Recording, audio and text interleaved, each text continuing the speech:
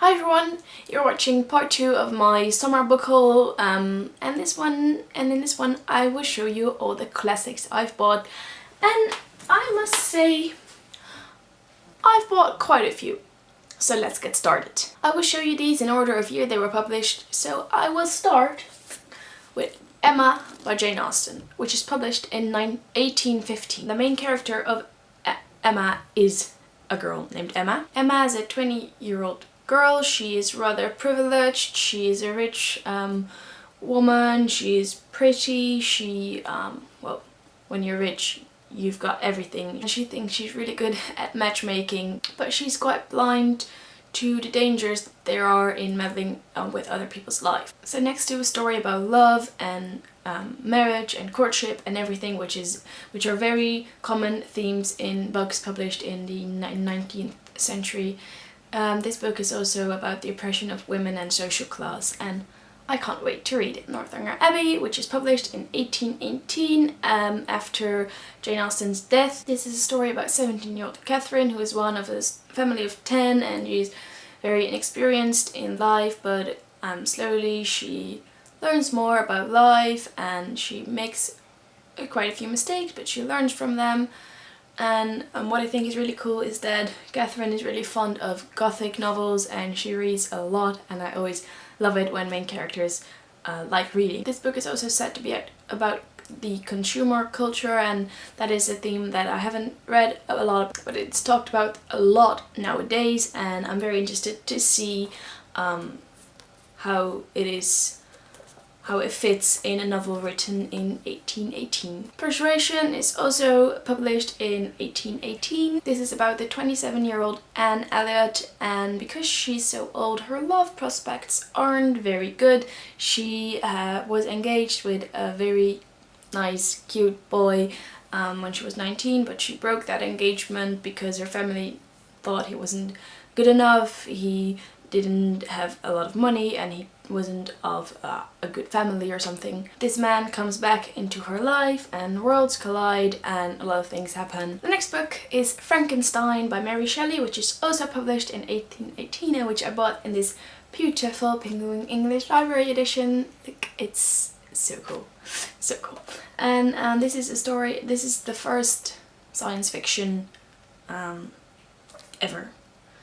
And I don't read science fiction, but I thought the first science fiction would be very cool. It's about a scientist named Victor Frankenstein, and he creates a monster in one of his scientific projects, and he's very scared of this monster, and well, the story is about that. Now we've got Agnes Grey by Anne Bronte, which is published in 1848. When I finish this one, I've read one of the books of all the Bronte sisters, and I think I will do a mixed review or something. Both Charlotte Bronte and her Jane Eyre and Emily Bronte and her Wuthering Heights are very well known, but I have never heard of Agnes Grey or Anne Bronte. I knew there were 3 Bronte sisters, but I didn't know what she wrote. And this story is about a governess, and it is said to be quite autobiographical, and that Anne Bronte was a governess herself and that she used her experiences to write this story.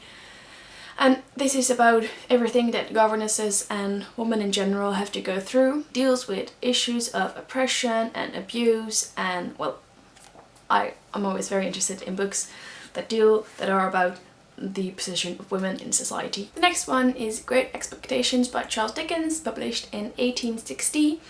And the funny story is that I went to a charity shop while on holiday and I saw this one amidst the secondhand books, and I thought, this isn't secondhand because the condition is still perfect, and it was only €1, so I wanted to buy it, but I didn't have cash and I couldn't pay by card, so she said just take it. So I got this beautiful edition for free, and this is a very important work of Victorian literature, and the main character is an orphan named Pip, and it's set in mid-1800s, so a lot of things that were happening then are described in this book, like poverty and fights to death. It's a coming-of-age novel with a lot of personal development, and I don't know if I will read this very soon because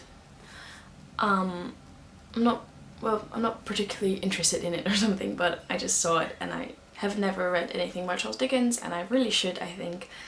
So I thought let's just pick it up. I finally bought this wonderful edition of The Great Gatsby, published in 1925 by F. Scott Fitzgerald. I think loads of you have read this one, but let me just give a very short summary. This book follows characters living in a fictional town named West Egg, and the main character is Jay Gatsby, and the story is mainly about him, about the parties he goes to. He's a millionaire, and well, love is a very important part, of course, like it's in almost every book. And it creates a portrait of the jazz age and the roaring 20s in America, and I have been wanting to read this for so long.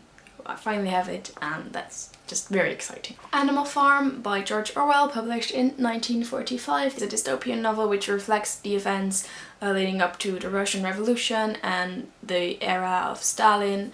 And I've read 1984 by George Orwell, and I thought it was really cool, and I loved how that book was so important and how it said so much about everything that was happening after and during the Second World War without being a book about the Second World War or something.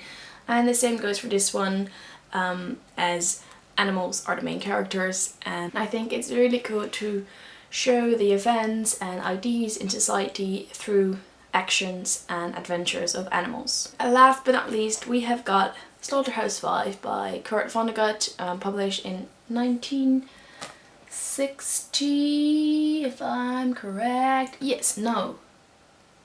1969. This is a science fiction novel with a soldier named Billy Pilgrim as main character, and it's basically about his experiences in World War II and his journeys through time, because he can time travel. And the central event of this book is the fire bombings in Dresden, and that makes it semi-autobiographical because Kurt Vonnegut was present during those bombings.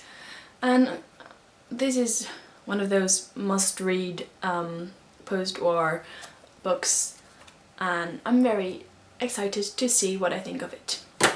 Well, that was it. Those are all the classics that I have bought and that I will hopefully read very soon, although there are so much that I probably will finish the last one at the end of this year because so much books. If you've read any of those, please let me know what you thought of it and which one I should read first. Oh, and tell me what your favorite classic is, because then I can pick up more classics. That's it for now. Have a very good day and happy reading. Bye!